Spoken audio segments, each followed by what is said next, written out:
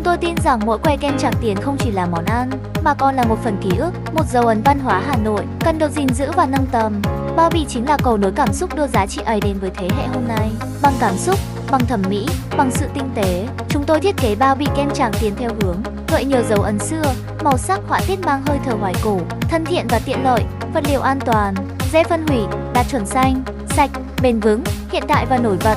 Bao bì dễ nhận diện, bắt mắt, phù hợp xu hướng chia sẻ check-in mạng xã hội. Giải pháp bao bì mới cho kem Tràng Tiền bao gồm bao bì cho từng que kem cá nhân, bao bì hộp lớn cho siêu thị và bán lẻ, bao bì phiên bản đặc biệt Limited Edition cho lễ Tết du lịch. Không chỉ bảo quản sản phẩm tốt, mà còn giúp định vị lại hình ảnh thương hiệu, truyền thống nhưng hiện đại, gần gũi nhưng đẳng cấp.